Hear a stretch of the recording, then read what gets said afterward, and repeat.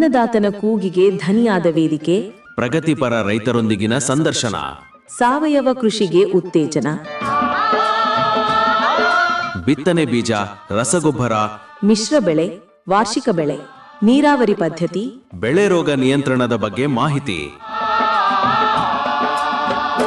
ಕೃಷಿ, ರೇಷ್ಮೆ ಹಾಗೂ ತೋಟಗಾರಿಕೆ ಇಲಾಖೆಯಿಂದ ಸಿಗುವ ಸೇವಾ ಸೌಲಭ್ಯಗಳ ಕುರಿತ ಸರಣಿ ಕಾರ್ಯಕ್ರಮ. ತಪ್ಪದೆ ಕೇಳಿ ರೈತ ಧ್ವನಿ, ನಿಮ್ಮ ನೆಚ್ಚಿನ ಜನಧ್ವನಿಯಲ್ಲಿ. ಪ್ರೀತಿಯ ಜನಧ್ವನಿ ಕೇಳುಗರಿಗೆಲ್ಲ ನಮಸ್ಕಾರ.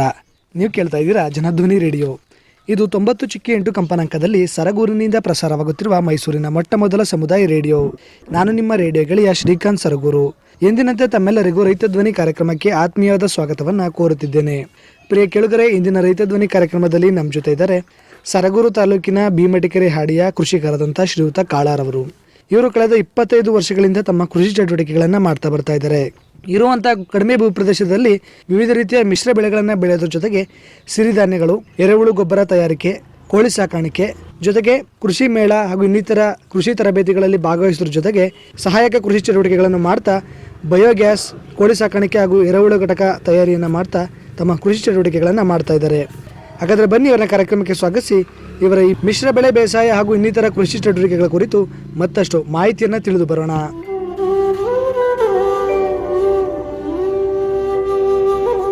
ಕಾಳಾವರೆ, ತಮ್ಮ ಕಾರ್ಯಕ್ರಮಕ್ಕೆ ಸ್ವಾಗತ. ನಮಸ್ಕಾರ. ನಮಸ್ಕಾರ. ತಾವು ಮೊದಲನೇದಾಗಿ ಎಷ್ಟು ವರ್ಷಗಳಿಂದ ಕೃಷಿ ಚಟುವಟಿಕೆಗಳನ್ನು ಮಾಡ್ತಾ ಇದ್ದೀರಾ? ಆರಂಭದಿಂದ ಹೇಗೆ ಶುರು ಮಾಡಿದ್ರಿ ಈ ಕೃಷಿನ? ನಾವು ಕಳೆದ ಒಂದು 25 ವರ್ಷಗಳಿಂದ ಕೃಷಿಯನ್ನು ಪ್ರಾರಂಭ ಮಾಡಿದ್ದೀವಿ. ಈಗ ಮಾಮೂಲಿ ಕೃಷಿ ಮಾಡ್ತಾ ಇದ್ದೀವಿ. ನಾವು ಮೊದಲು ಓದ್ತಾ ಇದ್ವು, ಓದಿ ಆಮೇಲೆ ಬಿಟ್ಬಿಟ್ಟು ಈಗ ಕೃಷಿ ಮಾಡ್ತಾ ಇದ್ವಿ. ಆರಂಭದಲ್ಲಿಲ್ಲ ಏನೇನು ಬೆಳೆಗಳನ್ನು ಬೆಳೀತಾ ಇದ್ರಿ? ಆರಂಭದಲ್ಲಿ ಮೊದಲು ನಾವು ಹತ್ತಿ, ರಾಗಿ ಈ ರೀತಿ ಬೆಳೀತಾ ಇದ್ವಿ. ಮಳೆ ಆಧಾರಿತ ಬೆಳೆಗಳನ್ನು ಬೆಳೀತಾ ಇದ್ವಿ. ಖುಷ್ಕಿ ಭೂಮಿಯಲ್ಲಿ, ನಮ್ಮದು ನೀರು ಇಲ್ಲ. ಎಷ್ಟು ಎಕರೆ ಭೂಪ್ರದೇಶ ಹೊಂದಿದ್ದೀರಾ ತಮ್ಮ? ನಾವು 1 ಎಕರೆ, 1 ಎಕರೆಯಲ್ಲಿ ಈ ಬೆಳೆಗಳನ್ನು ಬೆಳೀತಾ ಇದ್ವಿ. ಇರೋಂಥ 1 ಎಕರೆ ಭೂಪ್ರದೇಶದಲ್ಲಿ ಯಾವ್ಯಾವ ರೀತಿ ಬೆಳೆಗಳನ್ನು ಬೆಳೀತಾ ಇದ್ದೀರಾ? ಒಂದೇ ಬೆಳೆ ಬೆಳೀತೀರಾ ಅಥವಾ ಬೇರೆ ಬೇರೆ ಬೆಳೆಯನ್ನ ಬೆಳೀತೀರಾ?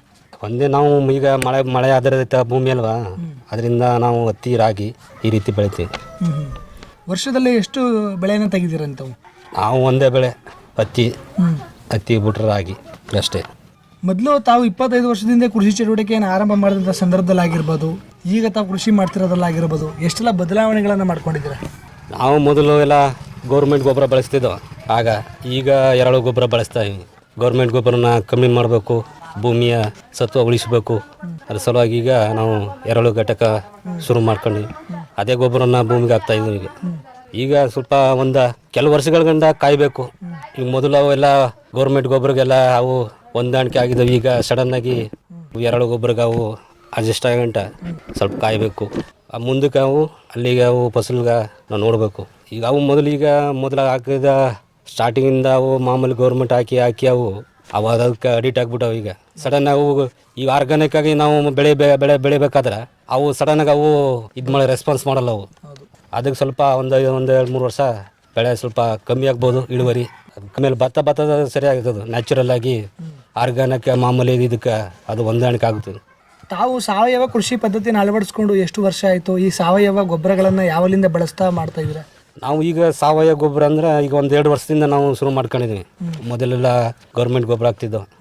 ಈಗ 1-2 ವರ್ಷದಿಂದ ನಾವು ಎರೆಹುಳು ಘಟಕ ಶುರು ಮಾಡ್ಕೊಂಡಿದ್ದೀವಿ. ಅದೇ ಗೊಬ್ಬರ ತೆಗೆದು ಮಾಮೂಲಿ ಹತ್ತಿ, ರಾಗಿಗಳಿಗೆ ಭೂಮಿಗೆ ಚೆಲ್ತಾ ಇದ್ವಿ. ಎಲ್ಲಿ ತರಬೇತಿಯನ್ನು ಪಡ್ಕೊಂಡ್ರಿ? ಈ ಎರೆಹುಳು ತಯಾರಿಕೆ ಘಟಕದ ತರಬೇತಿಯನ್ನು ಎಲ್ಲಿ ಪಡ್ಕೊಂಡ್ರಿ? ನಾವು ಈ ಎರೆಹುಳು ಗೊಬ್ಬರದ ಘಟಕದ ತರಬೇತಿಯನ್ನು ಕೆಂಚಿನಲ್ಲಿ ಪಡ್ಕೊಂಡು ಆಮೇಲೆ ಹೊರಗಡೆ ಎಕ್ಸ್ಪೋಜರ್ಗೆ ಹೋಗಿ ಅಲ್ಲೆಲ್ಲ ಅವೆಲ್ಲ ನೋಡಿ ವಿಸಿಟ್ ಮಾಡಿ ಎಲ್ಲ ನೋಡಿ ಅಲ್ಲೆಲ್ಲ ಅವ್ರು ಎರೆಹುಳು ಗೊಬ್ಬರ ಯಾವ ರೀತಿ ತರಿಸ್ತಾರೆ, ಆಮೇಲೆ ಅವರು ಅದನ್ನೆಲ್ಲ ನೋಡ್ಕೊಬಂದು ಆಮೇಲೆ ಅವ್ರು ಬ್ಯಾಗ್ ಎಲ್ಲ ಕೊಟ್ಟು ಈಗ ನಾವೇ ಸ್ವಂತವಾಗಿ ನಾವೇ ಮಾಡ್ಕೊಳ್ತೀವಿ. ಈಗ ನಾವೇ ಗೊಬ್ಬರ ತಗೊಂಡು ನಾವೇ ನಮ್ಮ ಮೊಳ್ಗಳಿಗೆ ನಾವು ಹಾಕ್ತಿದ್ದೀವಿ. ಈಗ ತಾವು ಈ ರೀತಿ ತರಬೇತಿಗಳಾಗಿರ್ಬೋದು, ಸಭೆ ಕಾರ್ಯಕ್ರಮಗಳಲ್ಲಿ ಭಾಗವಹಿಸೋಕ್ಕೂ ಮುಂಚೆ ತಮಗೆ ಏನು ಅನಿಸಿರುತ್ತೆ ಅದನ್ನ ಕೃಷಿನಲ್ಲಿ ಮಾಡ್ತಾ ಇದ್ದೀವಿ. ಹೌದು. ಈಗ ತಾವು ಎಲ್ಲ ರೀತಿಯ ತರಬೇತಿಗಳಾಗಿರ್ಬೋದು, ಸಭೆ ಸಮಾರಂಭಗಳು ಇದರಲ್ಲೆಲ್ಲ ಭಾಗವಹಿಸ್ತಾ ಇದ್ದೀರಾ. ಕೃಷಿ ಸಂಬಂಧಪಟ್ಟಂತೆ ಒಂದಷ್ಟು ವಿಚಾರಗಳನ್ನ ತಿಳ್ಕೊತಾ ಇದ್ದೀರಾ. ಆಗ ಮಾಡ್ತಿದ್ದಂಥ ತಪ್ಪುಗಳನ್ನ ಈಗ ಯಾವ ರೀತಿ ತಿದ್ದುಕೊಂಡು ಕೃಷಿನಲ್ಲಿ ತಮ್ಮ ಈಗ ನಾವು ಮೊದಲು ಏನೋ ನಮ್ಮ ಇಷ್ಟ ಪ್ರಕಾರ ಮಾಡ್ತಾ ಇದ್ದೋ ತರಬೇತಿ ಪಡೆಯೋಕ್ಕಿಂತ ಮುಂಚೆ. ಈಗ ನಾವು ತರಬೇತಿ ಪಡೆದ ಯಾವ ಸೀಸನಲ್ಲಿ ಏನೇನು ಆಗಬೇಕು ಅದೆಲ್ಲ ನಾವೀಗ ತಿಳ್ಕೊಂಡು ಈಗ ಮೊದಲು ಏನೇನೋ ಆಗ್ತಿದ್ದೋ ಒಂದು ಗೊಬ್ಬರ ಹಾಕೋದಂಗೆ ಗೊತ್ತಿದ್ದಿಲ್ಲ, ಒಂದು ತಿಳುವಳಿಕೆ ಇದ್ದಿದ್ದಿಲ್ಲ. ಮೊದಲು ನಮ್ಮ ತಂದೆ ತಾತನ ಮುತ್ತಾತರು ಮಾಡ್ತಿರೋ ಅದೇ ಒಂದು ಪದ್ಧತಿಯಲ್ಲಿ ನಾವು ಮಾಡ್ಕೊಬರ್ತಾಯಿದ್ದು. ಈಗ ಏನು ಮಾಡ್ತೀವಿ, ಈಗ ತರಬೇತಿ ಆಗಿದ್ದರಿಂದ ನಾವು ಆ ಒಂದು ಮೆಥಡನ್ನು ಯೂಸ್ ಮಾಡ್ತಾ ಇದ್ದೀವಿ. ಈಗ ಪ್ರಮುಖವಾಗಿ ತಾವು ಧಾನ್ಯ ಬೆಳೆಗಳಾಗಿರ್ಬೋದು, ಹತ್ತಿ ಆಗಿರ್ಬೋದು, ವಿಶೇಷವಾಗಿ ಜೊತೆಗೆ ಸಿರಿಧಾನ್ಯಗಳನ್ನು ಕೂಡ ತಾವು ಬೆಳೀತಾ ಇದ್ದಾರೆ. ಹೌದು. ಈ ಬೆಳೆಗಳ ಬೇಸಾಯ ಕ್ರಮ ಆಗಿರ್ಬೋದು, ಇದರ ಇಳುವರಿ ಆಗಿರ್ಬೋದು, ಇದನ್ನ ಮಾರುಕಟ್ಟೆ ಮಾಡೋದಾಗಿರ್ಬೋದು ಅಥವಾ ತಮ್ಮ ಸ್ವಂತಕ್ಕೆ ಬಳಸ್ಕೊಳ್ಳೋದಾಗಿರ್ಬೋದು, ಇದ್ರ ಕುರಿತು ಮಾಹಿತಿಯನ್ನು ಹಂಚ್ಕೊಳ್ತಾರೆ. ನಾವು ಮೊದಲು ಈ ರಾಗಿ ಬೆಳ್ಕೊಂಡೆಲ್ಲ ಮನೆಗೆ ಬಳಸ್ತಾ ಇದ್ದೋ. ರಾಗಿ ಮಧ್ಯೆ ಮೊದಲೆಲ್ಲ ನವಣೆ ನಾವು ನವಣೆ ಬಿತ್ತಿದ್ದೋ. ನವಣೆ ರಾಗಿ ಮಧ್ಯೆ ಸಾಲಲ್ಲಿ ಬಿತ್ತಾ ಇದ್ದೋ. ಸಾಲಲ್ಲಿ ಬಿತ್ತಿ ಮಾಮೂಲಿ ಮನೆಗೆ ಬಳಸ್ತಾ ಇದ್ದೋ. ಈಗ ಸಿರಿಧಾನ್ಯ ಬಳಸಿ ಈಗ ಅವರೇ ತಗೊಳ್ತಾರೆ. ಈಗ ಸಂಸ್ಥೆ ಕಡೆಯಿಂದ ತಗೊಳ್ತಿದ್ದಾರೆ. ಈಗ ಅವರೇ ಬೈಬ್ಯಾಕ್ ಮಾಡ್ತಿದ್ದಾರೆ. ಈಗ ರೈತರು ಬೆಳೆದಂತ ಅವರೇ ಈಗ ತಗೊಳ್ತಾರೆ. ಈಗ ರೈತರಿಗೆ ಎಷ್ಟು ಬೇಕೋ ಅಷ್ಟು ಮಡಿಕೊಂಡು ಅವರ ಅರ್ಧ ಅವರು ಕೊಂಡ್ಕೊಳ್ತಿದ್ದಾರೆ. ಈಗ ರೈತರಿಗೆ ಅನುಕೂಲ ಆಗಿದೆ. ಈಗ ಅವರು ಬೆಳೆದದಕ್ಕೂ ಒಂದು ಸೂಕ್ತ ಬೆಲೆ ಸಿಗ್ತಾ ಇದೆ. ಈಗ ಒಳ್ಳೆ ಮಾರ್ಕೆಟ್ ಸಿಗ್ತಾ ಇದೆ ಅವ್ರಿಗೆ ಅವ್ರ ಕಡೆಯಿಂದ. ಈಗ ತಮಗೆ ಈ ಕೃಷಿ ಚಟುವಟಿಕೆಗಳನ್ನ ಆರಂಭಿಸಲಿಕ್ಕೆ ಬಿತ್ತನೆ ಬೀಜಗಳಾಗಿರ್ಬೋದು, ಕೃಷಿ ಸಲಕರಣೆಗಳಾಗಿರ್ಬೋದು, ಇದು ಕೂಡ ತಮಗೆ ಸಂಸ್ಥೆ ಕಡೆಯಿಂದ ಸಿಗ್ತಾ ಇದೆ. ಇದೆಷ್ಟು ಅನುಕೂಲ ಆಗಿದೆ. ಈಗ ನಮ್ಮ ಮೊದಲು ಈಗ ರೈತರುಗಳಿಗೆ ಸುಮಾರು ಬಿತ್ತನೆ ಬೀಜ ಅಥವಾ ಎರೆಹುಳು ಗೊಬ್ಬರ ತೇರ್ಸಕ್ಕೆ ಅವ್ರವ್ರ ಹೊಲದಲ್ಲಿ ಅವ್ರು ಸ್ವಂತವಾಗಿ ಗೊಬ್ಬರ ತೇರ್ಸೋಕ್ಕೆ ಎರೆಹುಳು ಘಟಕ ಇದು ಮಾಡಿಕೊಡ್ತಿದ್ದಾರೆ.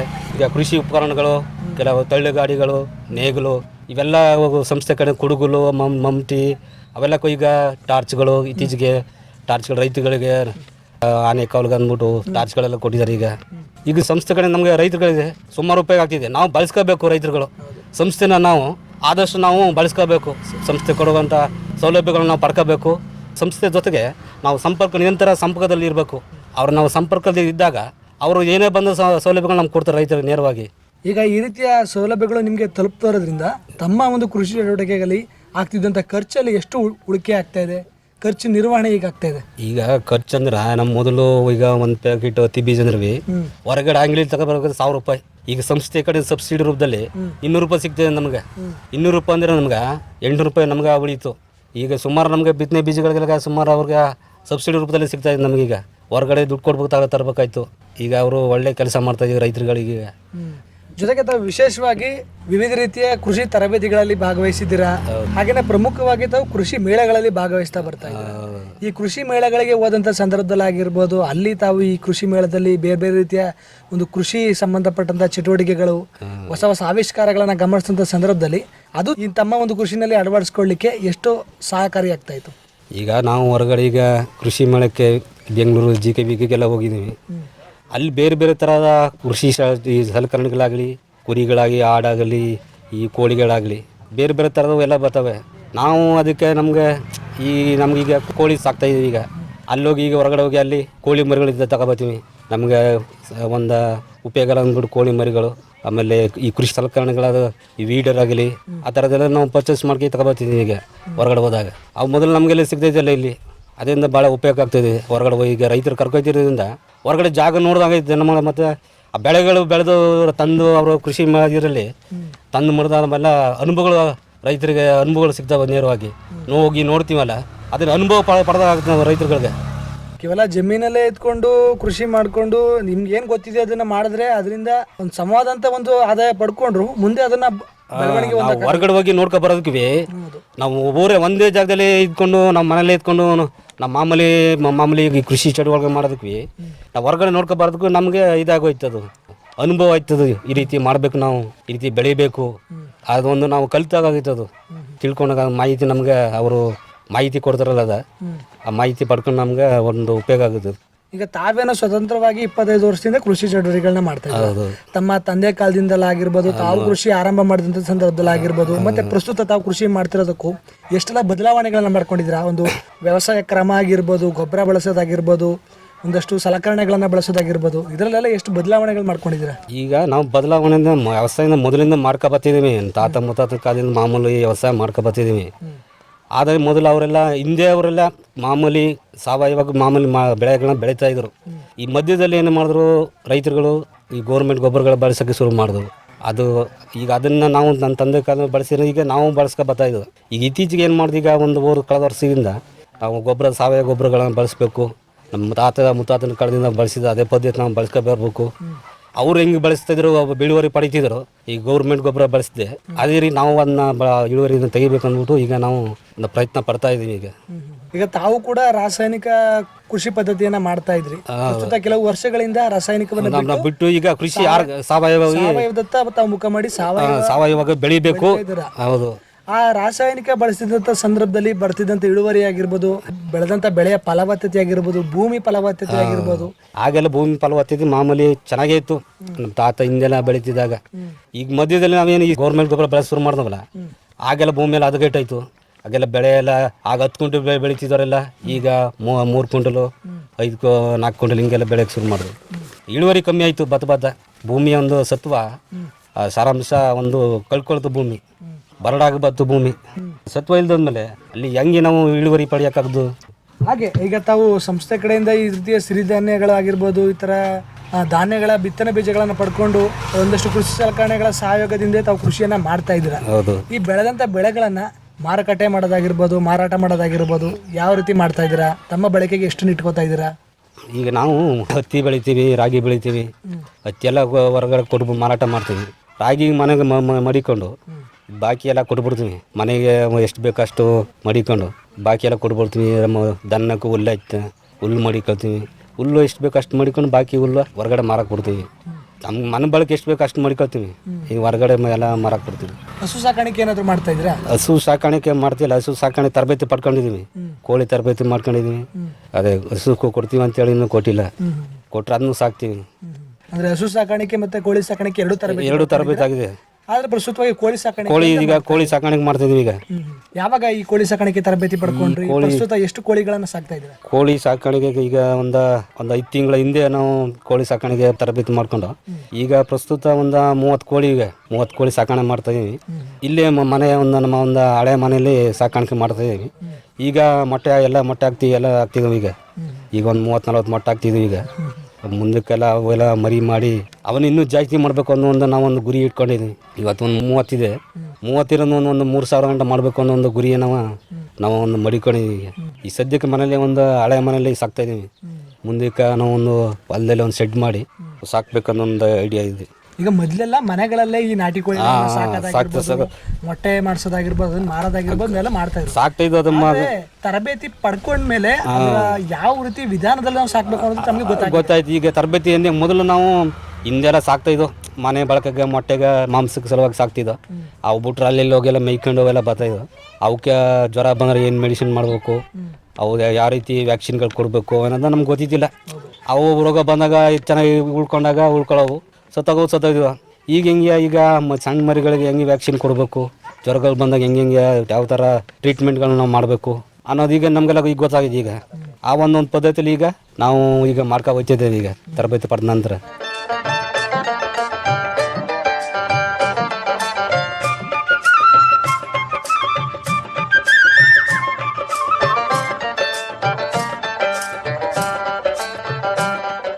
ಈಗ ಪ್ರಸ್ತುತವಾಗಿ 30 ಕೋಳಿಗಳನ್ನ ಸಾಕ್ತಾ ಇದ್ದೀವಿ. ಇದರಿಂದ ಮೊಟ್ಟೆನ ಮಾರಾಟ ಆಗಿರ್ಬೋದು. ಮೊಟ್ಟೆ ಈಗ ಮಾರಾಟ ಮಾಡಿಲ್ಲ. ಈ ಮೊಟ್ಟೆ ನಾವು ಎಲ್ಲ ಸಂಗ್ರಹಣ ಮಾಡ್ತಾ ಇದೀವಿ. ಈಗ ಒಂದು ಮುಂದಕ್ಕೆ ಮರಿ ಮಾಡಿಸೋ ಇದರಲ್ಲಿ ಎಲ್ಲ ಎತ್ತಿಡ್ತಾ ಇದ್ದೀನಿ. ಅಂದ್ರೆ ಇರುವಂತ ಕೋಳಿಗಳ ಸಂಖ್ಯೆ ಇನ್ನು ಹೆಚ್ಚಿಸ್ಕೊಳ್ಳೋಣ ಮಾರ್ತಾ ಇಲ್ಲ. ಮುಂದಕ್ಕೆ ಆಮೇಲೆ ಮರಿ ಮಾಡಬೇಕು, ಜಾಸ್ತಿ ಕೋಳಿಗಳನ್ನ ಮಾಡ್ಕೋಬೇಕು ಅಂದ್ಬಿಟ್ಟು ಮೊಟ್ಟೆಗಳನ್ನ ಮಾರ್ತಾ ಇಲ್ಲ. ಈಗ ಹಸು ಸಾಕಾಣಿಕೆಯನ್ನು ತರಬೇತಿ ಪಡ್ಕೊಂಡಿದ್ರಲ್ಲ, ಮುಂದೆ ಹಸು ಸಾಕುವಂತ ಏನಾದ್ರು ಯೋಜನೆ ಇದೆಯಾ? ಮುಂದೆ ಹಸು ಸಾಕ್ಬೇಕು ಅನ್ನೋ ಒಂದು ಇದೆ. ಹಸು ಕೊಡ್ತೀವಿ ಅಂತ ಹೇಳೋರ, ಹಸು ಕೊಟ್ಟಾಗ ಸಾಕಬೇಕು. ಈ ಶೆಡ್ ಎಲ್ಲ ರೆಡಿ ಮಾಡ್ಕೊಂಡಿದ್ವಿ, ಎಲ್ಲ ತರಬೇತಿ ಎಲ್ಲ ಪಡ್ಕೊಂಡಿದ್ದೀವಿ. ತಾವು ಸಾವಯವ ಕೃಷಿಯನ್ನು ಉತ್ತೇಜಿಸೋ ನಿಟ್ಟಿನಲ್ಲಿ, ಸಾವಯವ ಕೃಷಿ ಪದ್ಧತಿ ಅನುಸರಿಸೋ ನಿಟ್ಟಿನಲ್ಲಿ ತಾವೇ ಸ್ವತಃ ಎರೆಹುಳು ಗೊಬ್ಬರ ಘಟಕವನ್ನು ನಿರ್ಮಿಸಿಕೊಂಡು ತಾವೇ ಎರೆಹುಳು ಗೊಬ್ಬರವನ್ನ ಮಾಡ್ಕೊಂಡು ಕೃಷಿಗೆ ಬಳಸ್ತಾ ಇದ್ದೀವಿ. ಯಾವಾಗ ಪಡ್ಕೊಂಡ್ರಿ ಈ ತರಬೇತಿ? ಈ ತರಬೇತಿ ಕಳೆದ 1 ವರ್ಷದಲ್ಲಿ ತರಬೇತಿ ಮಾಡ್ಕೊಂಡು ನಾವು ಕೆಂಚಿನಲ್ಲಿ ತರಬೇತಿ ಕೊಟ್ಟು ಅವರು ಈ ರೀತಿ ಹಳೆ ಎಲೆಗಳು, ಗೊಬ್ಬರಗಳು ಇದನ್ನೆಲ್ಲ ಹಾಕಿ ಗೊಬ್ಬರ ತಯಾರಿಸಿ ಹೇಳ್ಕೊಟ್ರು. ಈಗ ಅವರು ಬ್ಯಾಗ್ಗಳು ಕೊಟ್ಟಿದ್ದಾರೆ. ಆ ಬ್ಯಾಗಲ್ಲಿ ನಾವೀಗ ಎಲ್ಲ ಸಗಣಿಗಳು ತಗೋಗಿ ಇವು ಹಳೆ ತರ್ಗು ಅವು ಇವು ಕಸಗಳು ತಗೋಗಿ ಹಾಕಿ ಎಲ್ಲ ತಯಾರು ಮಾಡ್ತಾ ಇದೀವಿ. ಈಗ ಒಂದು ತೊಟ್ಟಿ ಅಂದ್ರೆ ಒಂದು ಚೀಲ ತಾವು ಗೊಬ್ಬರ ತಯಾರಿಸೋಕೆ ಎಷ್ಟು ಸಮಯ ಇಡುತ್ತೆ? ಅದ್ರ ವಿಧಾನ ಹೇಗಿರುತ್ತೆ? ಈಗ ಒಂದು ತೇರ್ಬೇಕಾದ್ರೆ ಕನಿಷ್ಠ ಒಂದು 6 ತಿಂಗಳಾದ್ರೂ ಬೇಕೇಬೇಕು. ಅವು ಎರೆಹುಳೆಲ್ಲ ತಿಂದು ಅವೆಲ್ಲ ಇಕ್ಕಿ ಹಾಕ್ಬೇಕಲ್ಲ, ಅವು ಸಗಣಿ ಎಲ್ಲ ಹಾಕಿ ಸಗಣಿ ಮಧ್ಯ ಎಲ್ಲ ಮೇಕೆಲ್ಲ ನೀರೆಲ್ಲ ಕಲಸಿ ಉಯ್ಬೇಕು.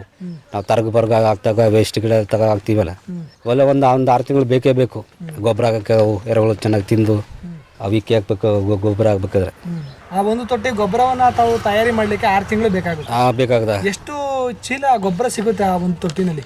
ಕನಿಷ್ಠ ಅಂದ್ರೆ ಒಂದು ಚೀಲಗಳು ಸಿಗುತ್ತೆ ಅಲ್ಲಿ. ಒಂದು 10 ಚೀಲ ಸಿಗುತ್ತೆ. ಒಂದು 10 ಚೀಲ ಸಾವಯವ ಗೊಬ್ಬರ. ಈಗ ಅದೇ 10 ಚೀಲದ ಸಾವಯವ ಗೊಬ್ಬರವನ್ನ ಹೊರಗಡೆ ಕೊಂಡ್ಬೇಕಾಗಿದ್ರೆ ಎಷ್ಟಾಗ್ತಿತ್ತು? 10 ಚೀಲ ಈಗ ಹೊರಗಡೆ ಅಂದ್ರೆ ಅಂಗಡಿಯಲ್ಲಿ ಗೊಬ್ಬರದ ಅಂಗಡಿಯಲ್ಲಿ ಒಂದು ಚೀಲಕ್ಕಾದ್ರೆ 1700 2,000 ಪಿಂಗ್ ಆಗೋದು. ಈಗ ನಾವು 1 ರೂಪಾಯಿ ಖರ್ಚಿಲ್ಲ ನಾವು ಮನೆಯಲ್ಲೇ ತಯಾರಿಸ್ತೀವಿ. ಈಗ ಸ್ವಂತವಾಗಿ 10 ಚೀಲ ಅಂದ್ರೆ ಸುಮಾರು ದುಡ್ಡು ಆಗ್ಬಿಡೋದು. ಈಗ ಯಾವುದೋ ಗೌರ್ಮೆಂಟ್ ಅವು DAP ಅಂತ ಅವು ಇವು ಅಂದ ಆಗಿರ್ವಿ ಸುಮಾರು ಒಂದು ಚೀಲಕ್ಕೆ 2,000 ರೂಪಾಯಿ ಅದು ಆಗಿರ್ವಿ ಜಾಸ್ತಿ ಆಗ್ಬಿಡೋದು. 10,000 ಮೇಲೆ ಆಗ್ಬಿಡೋದು. ಈಗ ಚೀಲ ನಾವು ಮನೇಲೆ ಸ್ವಂತವಾಗಿ ತಯಾರಿಸ್ತೀವಿ. ಈಗ ಗೊಬ್ಬರಗಳನ್ನ 1 ರೂಪಾಯಿ ಕೊಟ್ಟು ಹೊರಗಡೆ ದುಡ್ಡು ಕೊಟ್ಟು ತರಗೇ ಇಲ್ಲ. 1 ರೂಪಾಯಿ ಖರ್ಚಿಲ್ಲ ನಾವೇ ಅವು ವೇಸ್ಟನ್ನು ಹಾಕಿ ನಾವೇ ಗೊಬ್ಬರ ಮಾಡ್ಕೊಳ್ತೀವಿ. ಏನಂದ್ರೆ ಅದಕ್ಕೊಂದು ಸ್ವಲ್ಪ ಸಮಯ ಕೊಡ್ಬೇಕು ಅಷ್ಟೇ. ಬೆಳಿಗ್ಗೆ ಒಂದು ಮಾಮೂಲಿ ಸಗಣಿ ಗಿಣಿ ಹಾಕಕ್ಕೆ ಎಲ್ಲ ಸುರಿಯೋಕ್ಕೆಲ್ಲ ಸ್ವಲ್ಪ ಕೆಲಸ ಮಾಮೂಲಿ. ನಾವು ಹೊರಗಡೆ ಸಗಣಿಯಿಂದಲೇ ತಿಪ್ಪಕ್ಕೆ ಹಾಕ್ತಿದ್ದೋ. ಇದು ಅದೇ ಸಗಣಿ ತಗೋಗೀಗ ಗೊಬ್ಬರ ಚೀಲಕ್ಕೆ ಹಾಕ್ತೀವಿ. ಅದೇ ಎಷ್ಟು ಬಾರಿ ಬಳಸಿದ್ದೀರಾ ಈ ಗೊಬ್ಬರವನ್ನ? ಈಗ ನಾವು ಒಂದು ಬಾರಿ ಹಾಕಿವಿ. ಈಗ ಮಾಮೂಲಿ ರಾಗಿಗೆ ಹಾಕಿದ್ದೀವಿ. ಮಾಮೂಲಿ ರಾಗಿಗೆ ಹಾಕಿ ಇಳುವರಿಗೆಲ್ಲ ಚೆನ್ನಾಗಿ ಬಂದಿದೆ. ಈಗ ಸ್ವಲ್ಪ ಈಗ ಇನ್ನೊಂದು 10 ಚೀಲ ಸಿಗ್ಬೋದು. ಅದನ್ನು ಹತ್ತಿಗೆ ಹಾಕೊಂಡು ನೋಡಿವಿ. ಈಗ ಹತ್ತಿಗಳು ಹಾಕಬೇಕು ಗಿಡಗಳಿಗೆ ಅಂತ ಈಗ ಎತ್ತಿಟ್ಟಿದ್ದೀನಿ. ಈಗ ಪ್ರಸ್ತುತ ನಾವು ಸೇವಿಸುವಂತ ಪ್ರತಿಯೊಂದು ಆಹಾರ ಆಗಿರ್ಬೋದು ಎಲ್ಲ ಔಷಧಿ, ಎಲ್ಲ ಔಷಧಿಗೆ ಎಲ್ಲ ರಾಸಾಯನಿಕ ಬಳಸಿ ಬೆಳೆದಂತ ಬೆಳೆನೂ ಕೂಡ ಒಂದು ಔಷಧಿ ಆಗ್ಬಿಟ್ಟಿದೆ. ಈಗ ತಿನ್ನುವಂತ ಪದಾರ್ಥಗಳು ಕೂಡ ಔಷಧಿಮಯ ಆಗ್ಬಿಟ್ಟಿದೆ. ಬಹಳಷ್ಟು ಆರೋಗ್ಯ ಸಮಸ್ಯೆಗಳು ಇದರಿಂದ ಎದುರಾಗ್ತಾ ಇದೆ. ಆದ್ರೆ ಸಾವಯವ ಗೊಬ್ಬರವನ್ನ ಬಳಸಿ ಈ ಒಂದು ಕೃಷಿಯನ್ನ ಮಾಡಿದ್ರೆ ಇದರಿಂದ ಬಂದಂತ ಬೆಳೆನೂ ಕೂಡ ಉತ್ತಮವಾಗಿರ್ತದೆ. ಒಂದು ಕೆಮಿಕಲ್ ಮುಕ್ತವಾಗಿರ್ತದೆ ಎಂದು ಆಸೆ ನಮ್ಗೆ. ಈಗ ಪ್ರಸ್ತುತ ಕೆಲವು ರೈತರ ಮನಸ್ಥಿತಿ ಏನಂದ್ರೆ ರಾಸಾಯನಿಕ ಅಂಗಡಿಯಿಂದ ತಂದು ಹಾಕಿದ್ರೆ ಬೇಗ ಇಳುವರಿ ಲಾಭ ಮಾಡಬಹುದು ಅನ್ನೋದೊಂದು ಉದ್ದೇಶದಿಂದ ರಾಸಾಯನಿಕ ಬೆಳೆಸ್ತಾರೆ. ರೈತರುಗಳಿಗೆ ತಾವು ಸಾವಯವ ಗೊಬ್ಬರದ ಕುರಿತು ಅದರ ಮಹತ್ವವನ್ನು ಕುರಿತು ಏನ್ ಹೇಳಕ್ ಇಷ್ಟಪಡ್ತೀವಿ? ಈಗ ನಾವು ಹೊರಗಡೆ ಈಗ ಗೌರ್ಮೆಂಟ್ ಗೊಬ್ಬರ ತಂದು ಹಾಕಿದ್ರೆ ಇಳುವರಿ ಸಿಗುತ್ತೆ. ಆದ್ರೆ ನಾವು ಮೊದಲಿಂದ ಮೊದಲಿಂದ ಬೆಳ್ಕೊಬತ್ತಿದ್ದು ಸಾವಯವ ಪದ್ಧತಿನೇ ಮೊದಲಿಂದ ನಾವು ತಾತ ಮುತ್ತಾದ್ರ ಕಾಲದಲ್ಲಿ ಮಾಡ್ಕೊಬತ್ತಿದ್ದು. ಈಗ ನಾವು ಸಡನ್ ಆಗಿ ಸಾವಯವ ಮಾಡಕ್ ಹೋದ್ರೆ ಅದು ಭೂಮಿ ಅದಕ್ಕೆ ನಮಗೆ ಹೊಂದಾಣಿಕೆ ಅದು ರೆಸ್ಪಾನ್ಸ್ ಮಾಡಲ್ಲ. ಅದು ನಾವು ಕಾಯ್ಬೇಕು, 1-2-3 ವರ್ಷ ಕಾಯ್ಬೇಕು. ಅದು ನಿಧಾನವಾಗಿ ಅದು ಕಾದಾಗ ಅದು ನಿಧಾನವಾಗಿ ಅದು ಇಳುವರಿ ಕೊಡ್ತದೋ. ನಾವು ಈಗ ಆದಷ್ಟು ಕಮ್ಮಿ ಮಾಡ್ಕೋಬೇಕು. ಈ ಗೊಬ್ಬರಗಳನ್ನ ಬಳಸೋದನ್ನ ಆದಷ್ಟು ಕೀಟನಾಶಕಗಳನ್ನ ಬಳಸೋದನ್ನ ಆದಷ್ಟು ಕಮ್ಮಿ ಮಾಡಿ ಈ ಸಾವಯವ ಕಡೆಗೆ ನಾವು ರೈತರುಗಳು ಆದಷ್ಟು ಇದು ಮಾಡ್ಕೋಬೇಕು.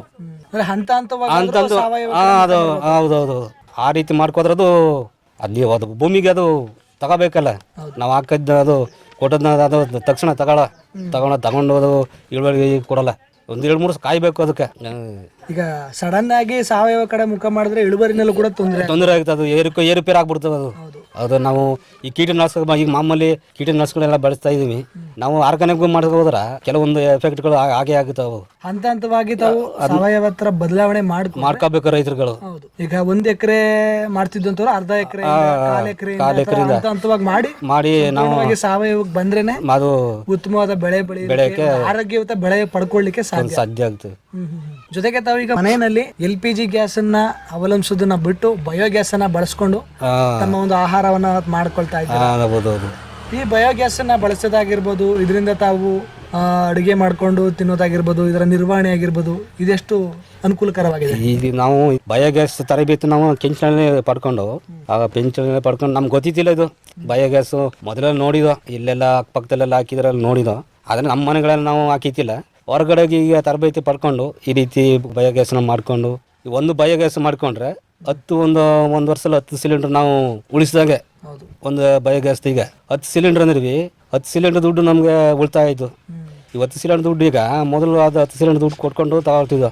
ಈಗ ನಮ್ಮ ಮನೇಲಿರೋ ದನ ಕರು ಸಗಣಿಯಿಂದನೇ ನಾವು ಬಯೋಗ್ಯಾಸ್ ರೆಡಿ ಮಾಡ್ತಾ ಇದ್ದೀವಿ. ಈಗ ನಮ್ಮ ಮನೆಗಳಿಗೆ ಉಪಯೋಗಿಸ್ತಾ ಇದ್ದೀವಿ. ಈಗ ಉಪಯೋಗಿಸಿ ನಾವು ಈಗ ಅದರಿಂದ ಏನು ಹಾನಿಗೆ ಏನೂ ಇಲ್ಲ.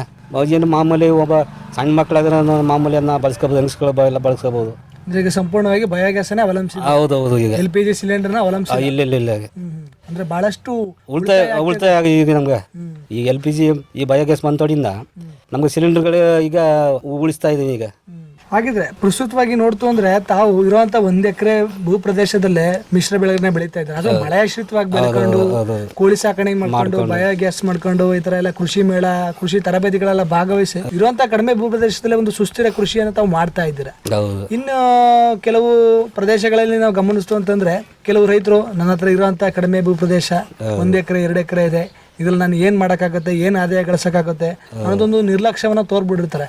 ಅಂತ ರೈತರುಗಳಿಗೆ ಇರುವಂತ ಕಡಿಮೆ ಭೂ ಪ್ರದೇಶದಲ್ಲೇ ಬೇರೆ ಬೇರೆ ರೀತಿಯ ಒಂದು ಕೃಷಿ ಚಟುವಟಿಕೆಗಳನ್ನ ಮಾಡ್ಕೊಳ್ಳೋ ಮುಖಾಂತರ ಹೇಗೆಲ್ಲ ಒಂದು ಸುಸ್ಥಿರ ಕೃಷಿಯನ್ನ ಮಾಡ್ಬೋದು ಅನ್ನೋ ಕುರಿತು ತಮ್ಮ ಅನುಭವದ ಪ್ರಕಾರ ಆ ರೈತರಿಗೆ ಏನ್ ಸಲಹೆ ಕೊಡ್ತೀರಾ? ರೈತರುಗಳು ಕೆಲವರು ಎಲ್ಲ ಜಮೀನುಗಳ ಗುದಿಗೆ ಹಾಕಿ ಎಲ್ಲ ಸಿಟಿಗೆ ಹೋಗಿ ಸೇರ್ಕೊಬಿಡ್ತಾರೆ. ಈಗ ಕೆಲಸ ಮಾಡೋಕ್ಕಾಗಲ್ಲ, ಬೆಳೆ ಬೆಳೆಯೋಕ್ಕಾಗಲ್ಲ, ಗೊಬ್ಬರದ ಇಟ್ಟು ಈಗ ಬೆಳೆದದೆಲ್ಲ ಗೊಬ್ಬರಕ್ಕೆ ಟ್ಯಾಕ್ಟ್ರಿಗೆಲ್ಲ ಆಯ್ತು ಅಂದ್ಬಿಟ್ಟು ಕೆಲವು ರೈತರುಗಳಿಗೆ ಜಮೀನು ಮಾಡೋದೇ ಬಿಟ್ಬಿಟ್ಟಿದ್ದಾರೆ. ಈಗ ಎಲ್ಲ ಹೋಗಿ ಸಿಟಿಲಿ ಹೋಗಿ ಸೇರ್ಕೊಳ್ಳೋದು, ಫ್ಯಾಕ್ಟ್ರಿಗೆ ಸೇರ್ಕೊಳ್ಳೋದು, ಈ ರೀತಿ ಮಾಡ್ತಾ ಇದ್ದಾರೆ. ಈಗ ನಾವು ಆ ಥರದಲ್ಲಿ ನಾವು ನಮ್ಮ ಮುತ್ತಾದ್ರ ಕಾಲದಿಂದ ನಾವು ಹೊರಗಡೆ ಎಲ್ಲಿ ಹೋಗೋಕ್ಕಾಗಲ್ಲ. ನಮಗೀಗ ನಾವು ಮಾಡಿದ್ರೆ ಅದನ್ನೇ ಮಾಡಬೇಕು, ಅದನ್ನೇ ಕೃಷಿಯಲ್ಲೇ ಬೆಳಿಬೇಕು, ಅದರಲ್ಲೇ ಇರಬೇಕು. ಈಗ ರೈತರುಗಳಿಗೆ ಈಗ ಕೃಷಿಯ ಜೊತೆಗೆ ಬೇರೆ ಬೇರೆ ಉಪಕಸಬುಗಳು ಈಗ ಉಪಕಸಬುಗಳು ಇವೆ. ಈಗ ಒಂದು ರೈತರಿಗೆ ಕೃಷಿಯಲ್ಲಿ ಸಿಗದೇ ಇರೋದ ಈಗ ಕೋಳಿ ಸಾಕಾಣಿಕೆ, ಆಡು ಸಾಕಾಣಿಕೆ ಮಾಡೋದು.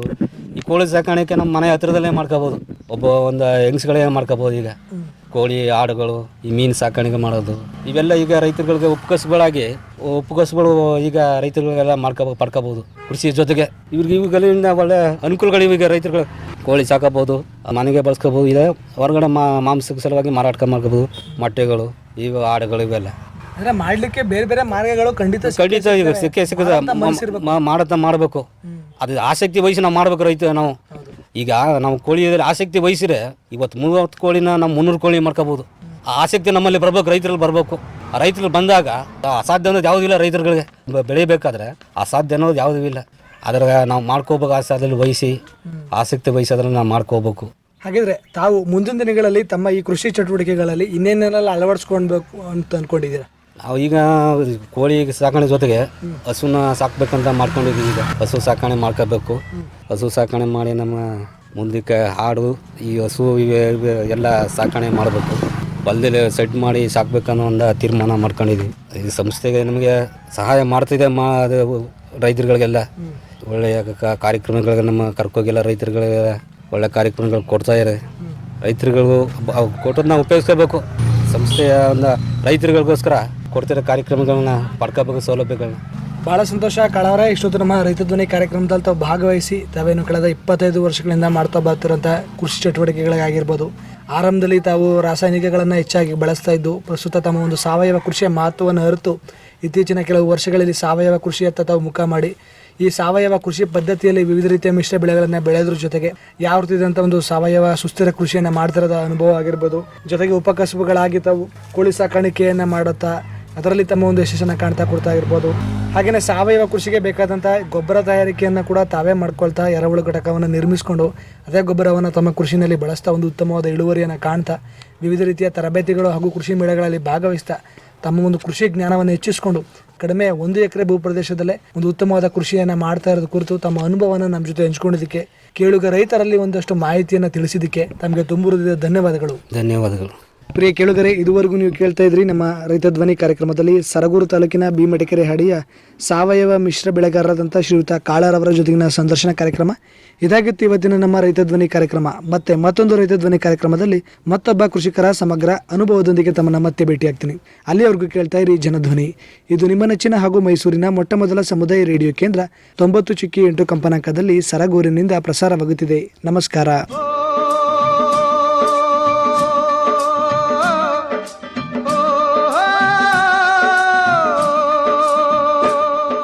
ಅನ್ನದಾತನ ಕೂಗಿಗೆ ಧನಿಯಾದ ವೇದಿಕೆ, ಪ್ರಗತಿಪರ ರೈತರೊಂದಿಗಿನ ಸಂದರ್ಶನ, ಸಾವಯವ ಕೃಷಿಗೆ ಉತ್ತೇಜನ, ಬಿತ್ತನೆ ಬೀಜ, ರಸಗೊಬ್ಬರ, ಮಿಶ್ರ ಬೆಳೆ, ವಾರ್ಷಿಕ ಬೆಳೆ, ನೀರಾವರಿ ಪದ್ಧತಿ, ಬೆಳೆ ರೋಗ ನಿಯಂತ್ರಣದ ಬಗ್ಗೆ ಮಾಹಿತಿ, ಕೃಷಿ, ರೇಷ್ಮೆ ಹಾಗೂ ತೋಟಗಾರಿಕೆ ಇಲಾಖೆಯಿಂದ ಸಿಗುವ ಸೇವಾ ಸೌಲಭ್ಯಗಳ ಕುರಿತ ಸರಣಿ ಕಾರ್ಯಕ್ರಮ. ತಪ್ಪದೆ ಕೇಳಿ ರೈತ ಧ್ವನಿ, ನಿಮ್ಮ ನೆಚ್ಚಿನ ಜನಧ್ವನಿಯಲ್ಲಿ.